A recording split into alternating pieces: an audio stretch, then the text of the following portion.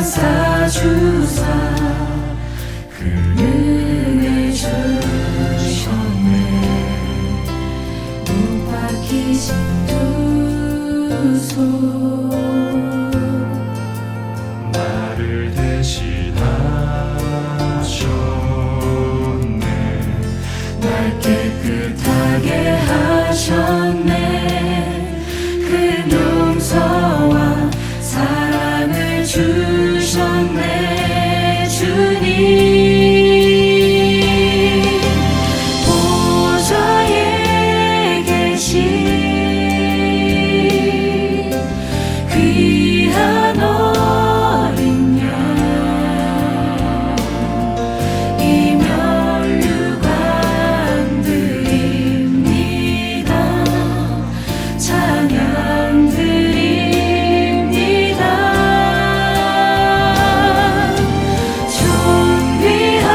존귀하신 분 하나님 아들 저 십자가에 달리셨네.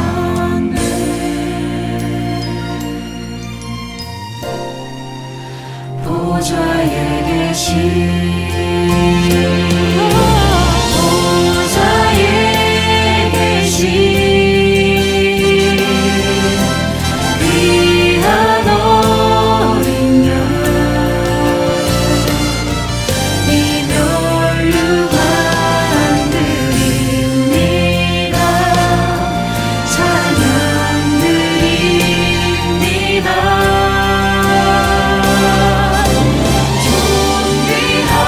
존귀하신 분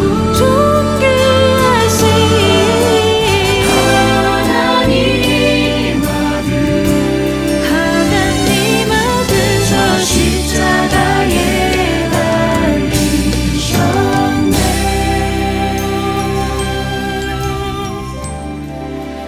보좌에 계신 귀한 어린 양 귀한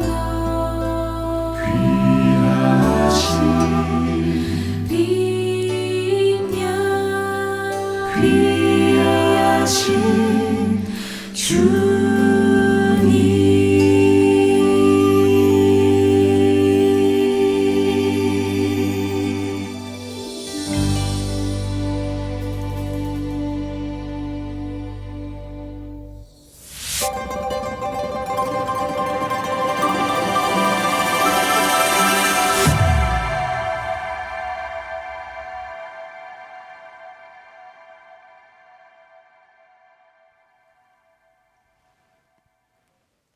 성도 여러분들 안녕하십니까?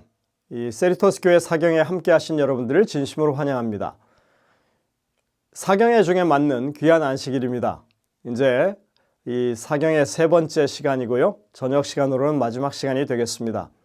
이제 함께 찬미를 부르시면서 이 성회를 열겠습니다. 처음에 부르실 찬미는 181장 찬미입니다. 큰 죄에 빠진 나를 혼성중창 찬양팀의 찬양 인도로 함께 부르시겠습니다.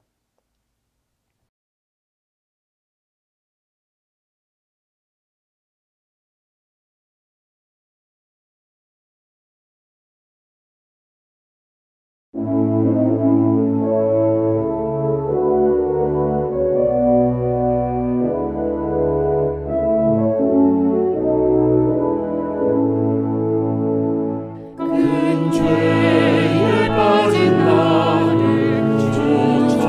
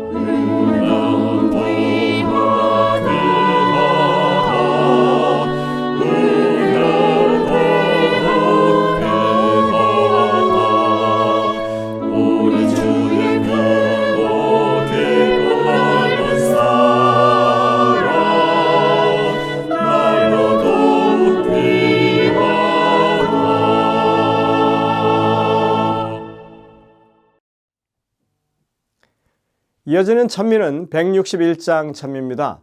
내 주님의 사랑. 우리가 익숙지 않은 그런 찬미이긴 한데요.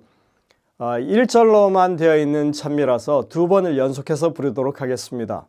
혼성중창 찬양팀의 찬양 인도를 따라서 함께 부르시겠습니다.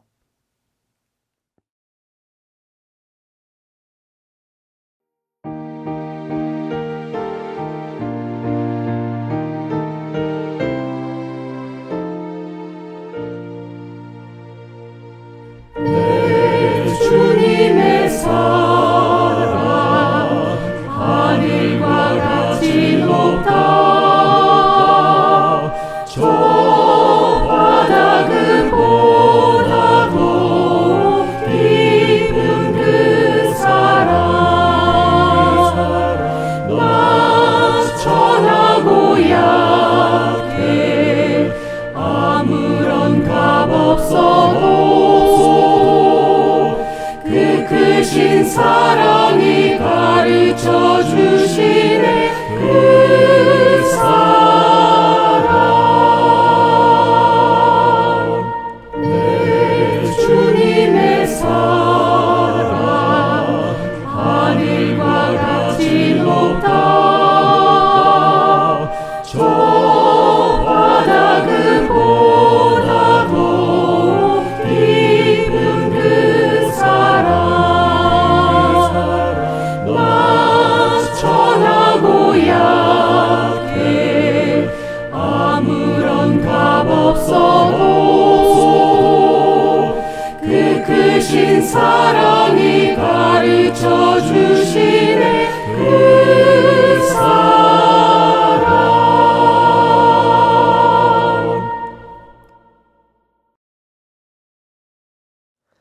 다음 찬미는 232장 주제가 찬미입니다. 달고 묘한 그 말씀. 혼성중창 찬양팀의 찬양 인도로 함께 부르시겠습니다. 이 찬미를 부르신 후에는 이명희 장로님께서 기도를 인도하시겠습니다.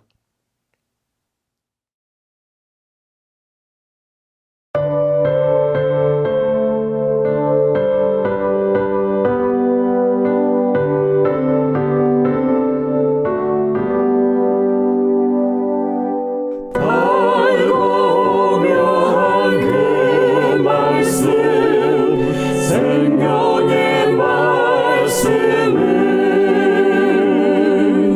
귀한 그 말씀 진실로 내 생명 되도다 나의 길과 믿음 밝히 보여주니 아름답고 귀한 말씀 생명샘이로다 아름답고 귀한 말씀 생명샘이로다 귀한 주님의 말씀은 내 노래 되도다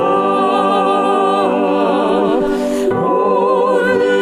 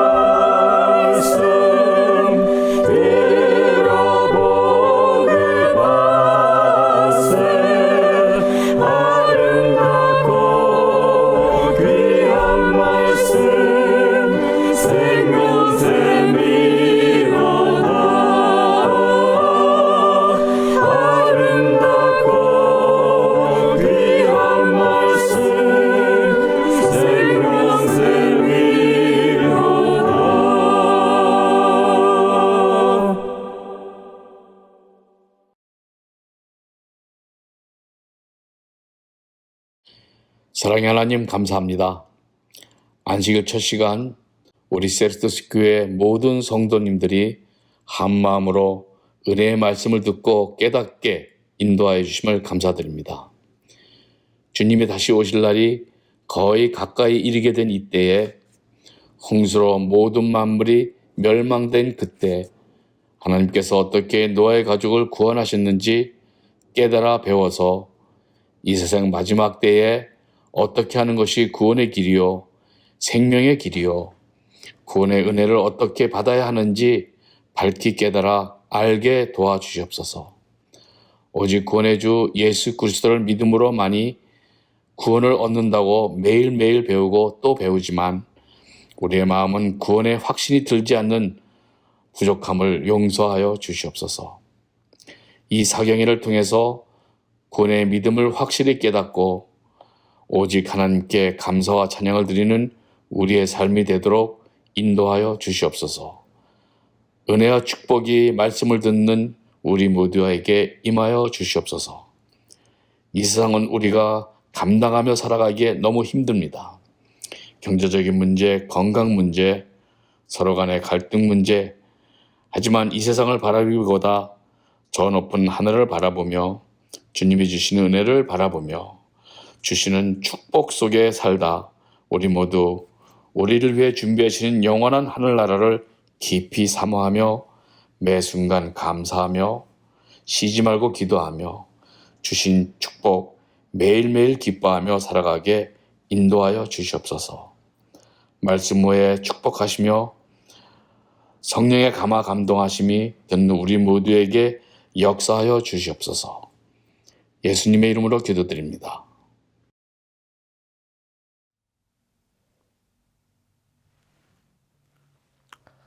성도 여러분들 안녕하십니까?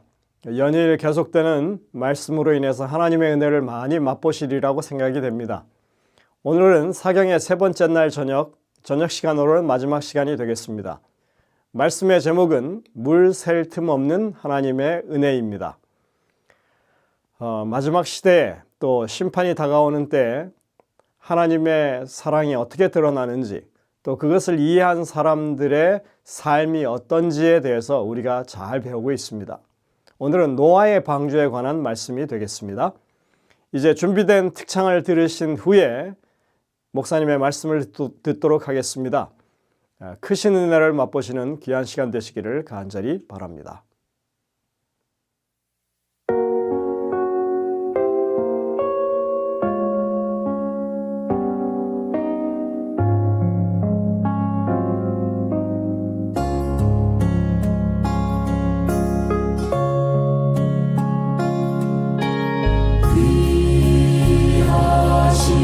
주여 날 붙드사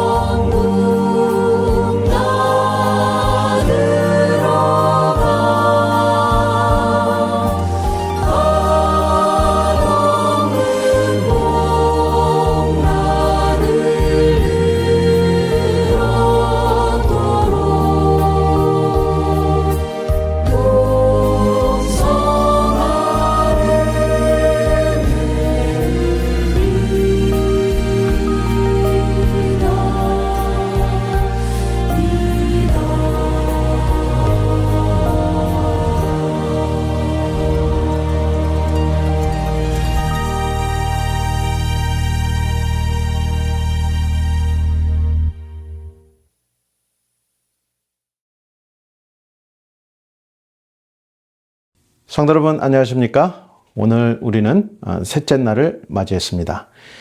오늘 제목은 물 셀 틈 없는 하나님의 은혜라고 하는 하나님의 말씀으로 여러분들에게 이 말씀을 증거하겠습니다. 물 셀 틈 없는 하나님의 은혜.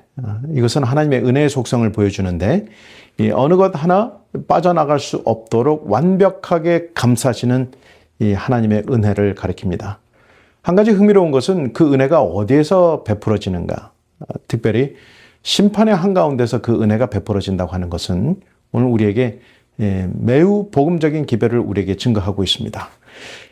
심판의 한가운데에서 진노 중에라도 하나님께서 긍휼을 잊지 아니하시는 그 하나님의 마음이 이 노아의 홍수 때에 있었고 오늘 이 재림을 목전에 둔 우리에게도 그 동일한 은혜가 베풀어지고 있다고 하는 사실입니다.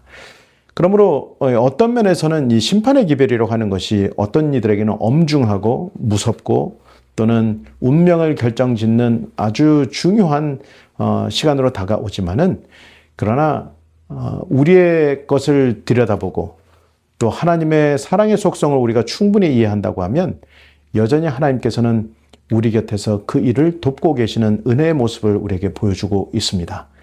그래서 우리 예수님께서는 상한 갈대를 꺾지 아니하시고 또 꺼져가는 등불을 끄지 아니하신다고 말씀하셨어요. 심판하여 이길 때까지 돕겠다고 말씀하시는 그 이사야서의 말씀을 우리 예수님께서는 우리에게 말씀하시면서 일어나 승리하라고 우리에게 기별하고 계시는 것입니다.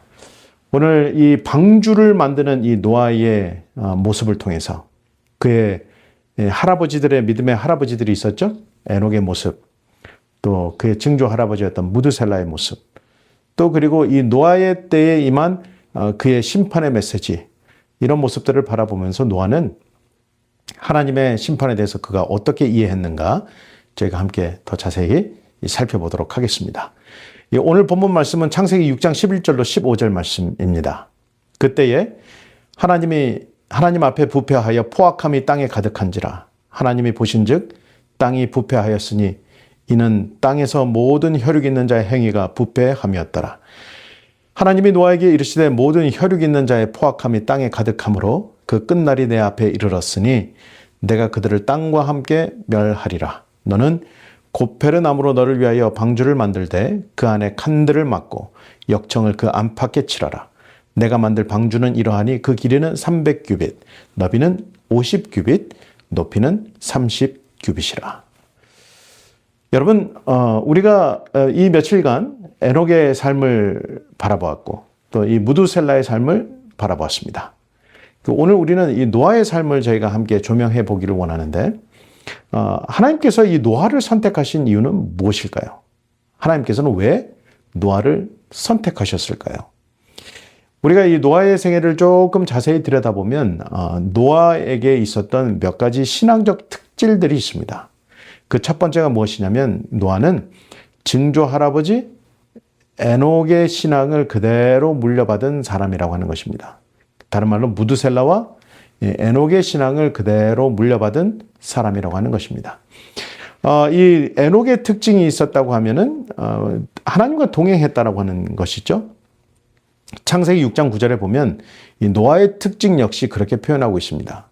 노아의 특징을 가리켜 창세기 6장 9절은 이것이 노아의 족본이라 노아는 의인이고 당대의 완전한 자라 그는 하나님과 동행하였다 이렇게 표현하고 있습니다. 그러니까 이 에녹의 신앙을 또는 무두셀라의 신앙을 그대로 가지고 온 하나님의 사람이라고 하는 것입니다. 그는 하나님의 뜻을 실천하기 원했어요. 하나님의 뜻은 무엇입니까? 잃어버린 자 중에 단 하나라도 살아서 구원받기 원하는 하나님의 사랑의 성품을 그가 잘 이해하고 있었다고 하는 사실입니다. 그래서 하나님과 함께 사역할 수 있었던 것이고 하나님의 뜻을 따라 그의 일생을 하나님께 드릴 수 있었던 그 일들이 이 노아의 생애를 통해서 투영되고 있는 것입니다. 그는 그의 할아버지들처럼 하나님과 동행하는 삶을 살았다. 창세기 6장은 그렇게 기록하고 있습니다. 부조와 선지자의 기별은 노아에 대해서 이렇게 표현하고 있습니다. 노아는 폭풍우 가운데 반석같이 굳게 섰다. 대중의 멸시와 조롱에 둘러싸인 그는 거룩한 성실과 확고부동한 충성을 나타냈다. 그의 말은 그분의 종을 통하여 사람에게 말씀하신 하나님의 목소리였기 때문에 능력이 있었다 이렇게 말씀하고 있습니다. 노아는 이 어떤 가운데서도 폭풍우 가운데서도 반석같이 굳게 섰다 이렇게 말씀하고 있죠. 그래서 하나님의 메시지를 대중들에게 이 가감 없이 하나님의 그 뜻을 증거했던 사람이 노아라고 할 수 있는 것입니다. 하나님께서는 왜 노아를 선택하셨을까? 두 번째는 임박한 종말에 대한 그 기별을 그의 삶에 간직한 사람이라고 할 수 있습니다. 그 임박한 이 종말의 기별 가운데서도 하나님의 그 뜻을 실천하기 위해서 자기 일생을 보여준 사람이 바로 노아라고 할 수 있는 것이죠. 창세기 5장 32절에 보면 노아는 500세 된 후에 셈과 함과 야벳을 낳았다 그랬습니다. 그리고 창세기 6장 8절에 노아는 여호와께 은혜를 입었죠. 그리고 당대의 완전한 자였고 하나님과 동행하였고 세 아들을 낳았으니 이는 셈, 함, 야벳이라고 말씀하고 있습니다. 이 기별을 바라보면 이 노아의 이 생애를 살펴보면 이 노아의 생애 동안에 방주의 기별, 그에게 이 방주라고 하는 이 심판의 기별이 언제 임했는가? 그의 나이 480세에 임했습니다. 왜냐하면 그가 600세 되던 해에 이 홍수의 심판 사건이 이르렀다고 하는 것을 바라보면 그의 나이 480세에 이 방주의 기별이 증거된 것입니다. 창세기 6장 3절은 여호와께서 가라사대 나의 신이 영원히 사람과 함께하지 아니하리니 이는 그들이 육체가 됨이라. 그러나 그들의 날은 120년이 되리라. 다른 말로 120년 동안 이 심판의 기별을 증거한 것입니다. 가려 뽑은 기별 1권 63페이지에는 노아 시대에 닫힌 문이 있었다. 그때에 하나님의 영께서 범죄한 인류를 떠나셨으므로 홍수로 멸망하셨는데 하나님께서 친히 이 닫힌 문에 대한 기별을 노아에게 주셨다. 그러니까 그의 일생 동안에 그의 120년이라고 하는 그 시간 동안에 하나님의 기별을 받아들이고 또 그 심판의 기별을 증거하고 또 선조들의 믿음의 신앙생활을 그 삶에 투영해서 그 120년이라는 시간 동안에 그와 그의 자녀들과 함께 이 심판의 기별을 증거한 이 노아의 삶이 바로 신앙의 위대한 모습으로 오늘 우리에게 다시 나타나고 있는 것입니다. 세 번째는 이 모든 일을 믿고 행한 사람 이것입니다. 그 일들이 자기 시대에 일어날 것을 믿고 그 일을 행했다 이렇게 보여지는 것이죠. 노아가 세상에 그의 경고의 기별을 전하고 있는 동안 그의 업적이 그의 성실성을 증가했다 그랬습니다. 그의 업적이 그의 성실성, 다른 말로 하나님의 말씀대로 사는 삶을 그대로 보여주었다고 하는 것이죠. 네 번째는 이 노아의 삶을 특징 짓는 가장 핵심적인 말씀은 노아는 여호와께 은혜를 입었더라라고 하는 이 말씀입니다. 다른 말로 노아는 하나님의 은혜에 대해서 매우 잘 알고 있었다라고 하는 사실이죠. 창세기 6장 13절 15절 말씀에 하나님이 노아에게 이르시되 모든 혈육 있는 자의 포악함이 땅에 가득하였는데 그 끝날이 내 앞에 이르렀으니 내가 그들을 땅과 함께 멸하리라 그랬습니다. 땅과 함께 멸하리라. 너는 고페르 나무로 너를 위하여 방주를 만들고 그 안에 칸들을 막고 역청을 그 안팎에 칠하라 그랬습니다. 여러분 오늘 이 말씀 하나님께서는 이 노아의 방주를 짓는 그 직접적인 설계도를 주시면서 마지막 그것을 보호하기 위해서 고페르 나무로 역청을 칠하라 이렇게 이야기를 하고 있습니다. 그 말은 무엇을 가리키는 것입니까?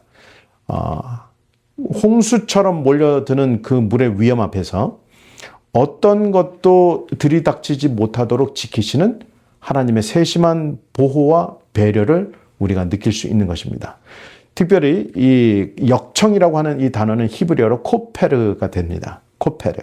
그래서 고페르 나무로 코페르를 칠하라고 하는 것은 어떤 면에서 참 이해하기 쉬운 언어적 유희와도 같은 것입니다. 고페르 나무로 코페르를 칠하라고 하는 것. 그래서 이 노아는 그 물 셀 틈 없는, 물이 들어올 수 없는 홍수처럼 밀어닥치는 그 심판의 위협 앞에서 하나님의 보호하심과 안전하심을 느낄 수 있는 하나의 장소가 마련되었다고 하는 사실을 노아는 익히 알고 있었습니다. 그가 하나님으로부터 보호하심을 받는다고 하는 것, 그 구속의 원리를 이 방주를 만들면서 그가 분명히 알고 있었다고 하는 사실이죠. 그래서 노아는 하나님의 은혜 속성을 잘 알고 있었던 사람이었습니다. 심판의 엄중한 위험 가운데서도 피할 길을 내시는 하나님의 그 구원의 속성을 이 노아는 매우 잘 익히 알고 있었다고 하는 것입니다. 저희 어머니께서 그 미국에 사는 이 아들에게 이 김치를 한번 보내신 적이 있습니다. 제가 LA에 살았을 때에 김치를 보내신 적이 있었는데 한국에서 오는 이 택배들은 대부분 사인이 필요합니다. 본인이 수취했다고 하는 그 증거를 남겨야 되는 것이죠. 그런데 그 사인, 제가 집을 비는 동안에 사인을 못할 경우에는 대부분 다음날 그 우체국 직원들이 다시 오거나 또는 그날도 놓치면 며칠 있다가 이렇게 다시 오곤 하세요. 그래서 뭐 이틀이 걸릴 때도 있고 3일이 걸릴 때도 있고 그 사인을 받기까지 말이죠. 그래서 보통 거기다가 만일에 사인을 못 받았으면 집 앞에다가 그 택배를 하는데 놓쳤다, 사인을 못 받아서 다음에 다시 오겠다라고 하는 이 통지서가 보통 집 앞에 붙습니다. 아마 여러분들 다 잘 아시는 내용이실 거예요. 그런데 그날 저녁쯤에 한 통에 모르는 곳에서 전화가 왔습니다. 전화가 왔는데 들어보니까 우체국 직원이시더라고요. 그러면서 도저히 이 박스를 하루 이상 내 그 트럭에다가 둘 수가 없을 것 같으니 오늘이 몇 시가 되더라도 집에 있는지 알려달라. 그럼 자기가 배달을 하겠다라고 이 전화가 온 것입니다. 그래서 왜 그럴까 참 의아했습니다. 그리고 그러면 우리가 아마 5시 반쯤 집으로 갈 테니까 그 우체국 택배 직원에게 부탁을 드렸습니다. 그랬더니 그 5시 반에 그분께서 마침내 저희 집에 오셨어요. 그러면서 이 박스를 전달을 주셨는데 그 박스를 보니까 이렇게 흘러나온 김치 국물 자국들이 보이더라고요. 보니까 한국에서 미국에 있는 아들에게 우리 어머니께서 김치를 담으신 것을 항공 택배로 보내셨는데 그게 오는 과정 가운데에서 터지고 흘러나와서 김치 냄새, 다른 말로 이 마늘 냄새가 진동을 하는 것입니다. 저희 어머니가 그것을 보냈다고 말씀을 주셨으면 좋았을 텐데 원래 그것이 이게 보내는 것이 어려운 일이죠. 그런데 그거를 이제 사랑하는 마음으로 그걸 보내셨는데 아무런 예고 없이 보내셨던 것이었어요. 깜짝 선물처럼. 그런데 이제 그것이 흘러나오니까 그 외국인에게 있어서는 그것이 굉장히 힘든 일이 되었기 때문에 제가 한 번도 경험해 보지 못한 서비스를 우체국에서 받았습니다. 도저히 하루 이상 그것을 내 트럭에 보관할 수 없으니 그걸 내가 오늘 반드시 당신에게 배송해야 되겠다. 그래서 그런 재밌는 일화가 있었습니다. 그런데 여러분, 우리가 그것을 완전히 밀봉했다고 하면 또는 아무것도 새어나오지 못했다고 하면 어땠을까요? 더 서로에게 좋은 일이 되었을 것이겠죠. 또 그리고 어쩌면 더 서로에게 행복한, 어쩌면 좀 늦게 받았을 수도 있겠다 그런 생각도 듭니다. 그러나 오늘 밀봉하시는 하나님의 은혜, 아무것도 빠져나올 수 없도록, 어떠한 것도 빠져나올 수 없도록 하는 이 하나님의 장치, 그 장치는 무엇인가?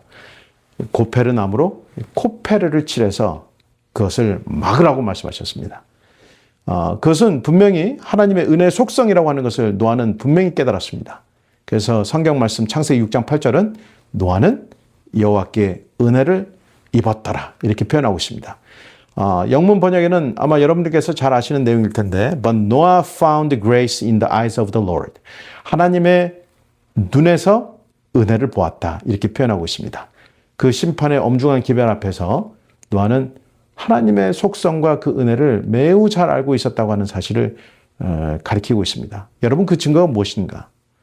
홍수의 그 거대한 이 변화와 그 심판 앞에서 그 홍수를 경험하고 난 이후에 그 안전한 보호처 아래서 생명을 얻은 이 노아는 내리자마자 하나님께 번제를 드렸습니다.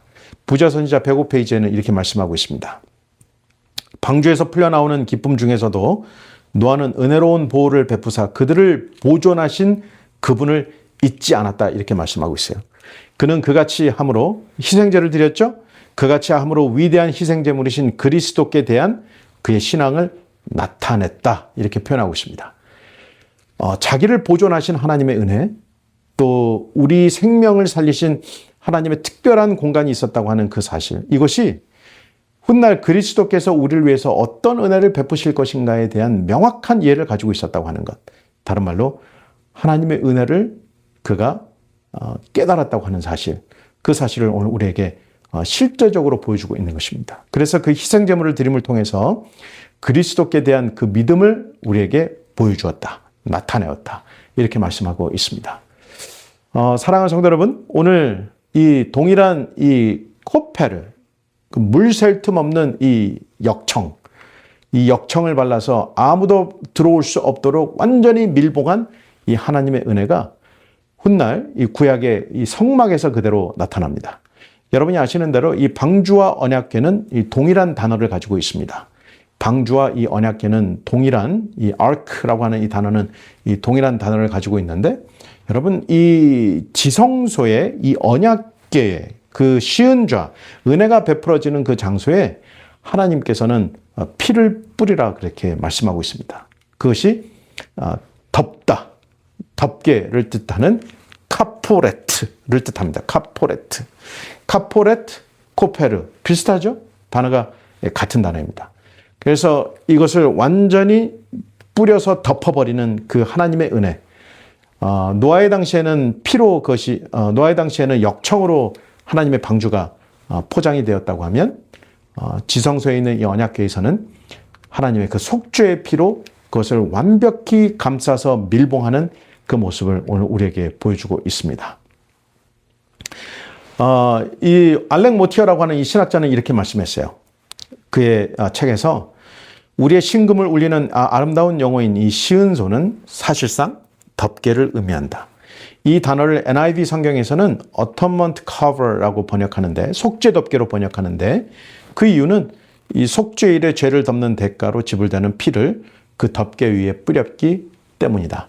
이 다른 말로 이 노아가 그 안식처를 마련한 것처럼 오늘 이 구약의 지성소에서 나타난 이 시은소에서 하나님의 피로 완전히 감싸서 죄인들을 보호하고 옹호하는 하나님의 은혜의 속성이 지성소에서 벌어지고 있다고 하는 사실입니다. 지성소에서. 그래서 이 예수님께서 제공하신 안식처, 모든 죄인들에게 예수님께서 제공하신 안식처는 하나님 보좌 앞이라고 하는 사실을 오늘 우리에게 역설적으로 말하고 있는 것입니다. 다른 말로 심판의 기별이 복음의 기별이고, 복음의 기별이 그 심판의 기별이라고 하는 것입니다.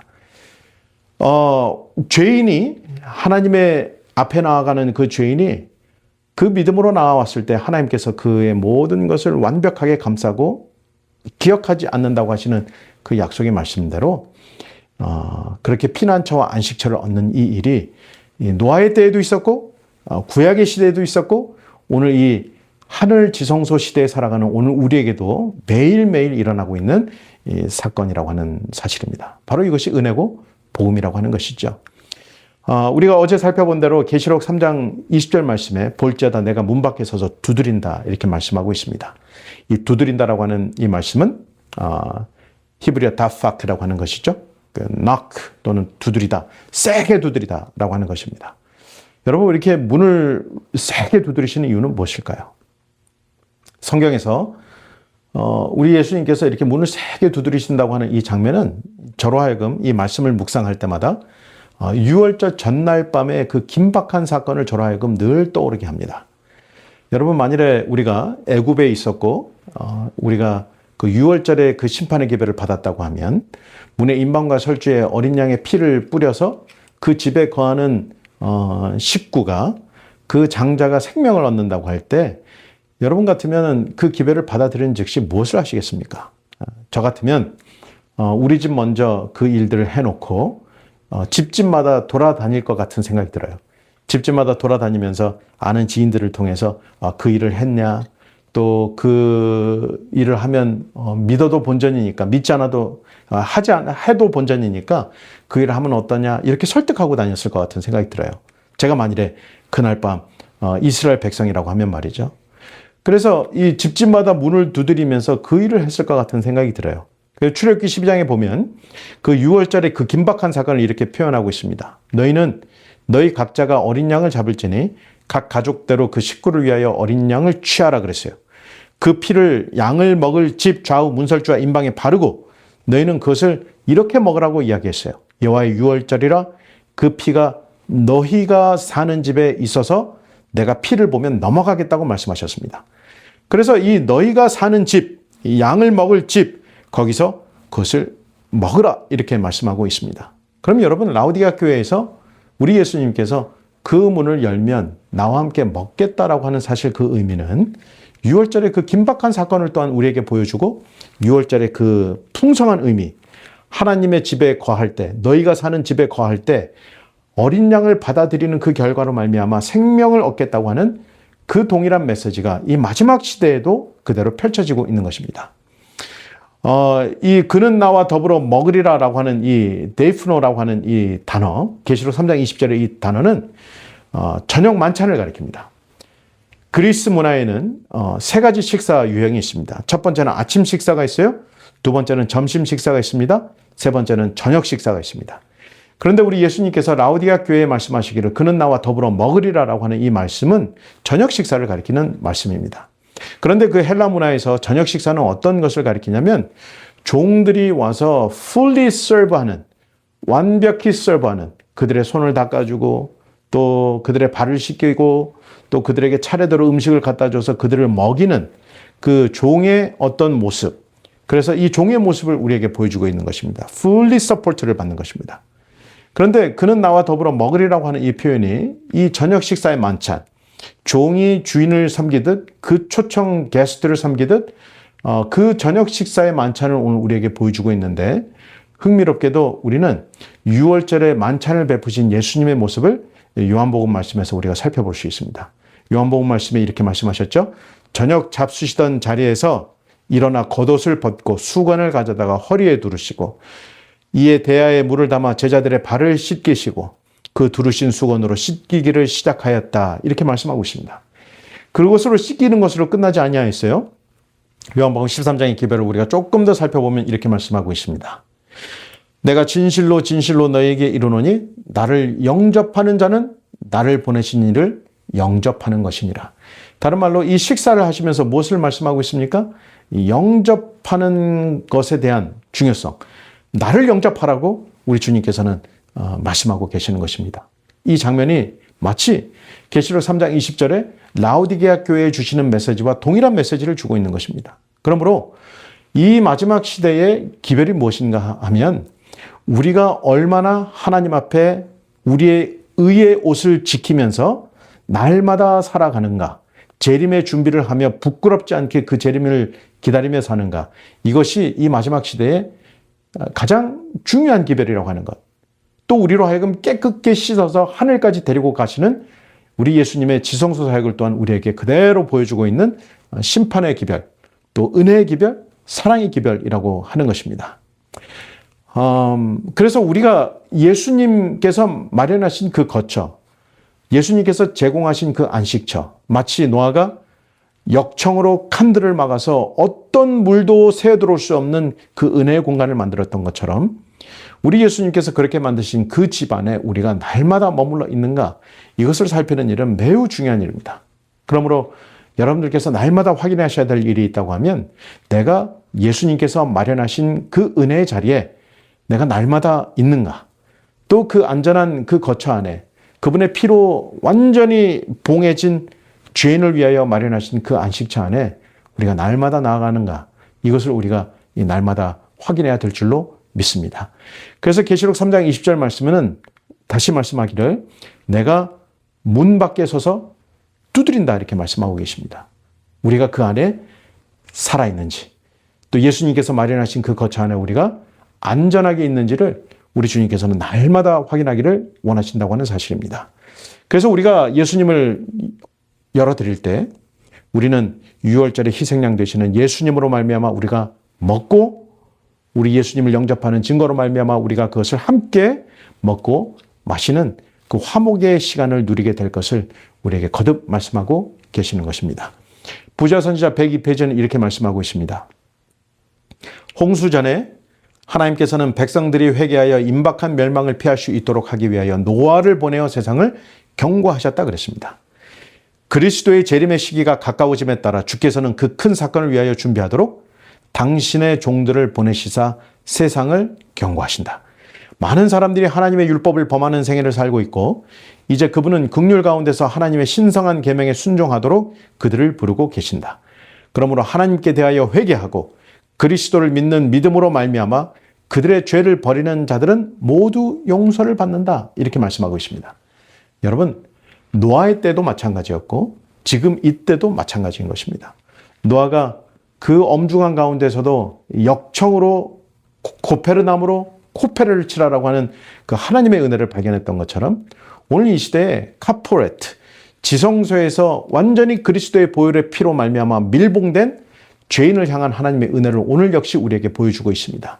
그러므로 노아의 시대에 마찬가지로 이 마지막 재림의 기별이 가까운 이때에 하나님께서는 당신의 종들을 불러내셔서 하나님의 사역이 무엇인가를 오늘 우리에게 우리의 일생을 통해서 알려주신다고 말씀하셨습니다. 이것이 바로 예수님 재림 직전에 있을 재림전 심판이고 또 우리가 그 가운데에서 살아남을 여전한 하나님의 희망이 있다고 하는 것, 그 은혜가 있다고 하는 것을 오늘 우리의 믿음을 통해서 보여주시기를 원하시는 것입니다.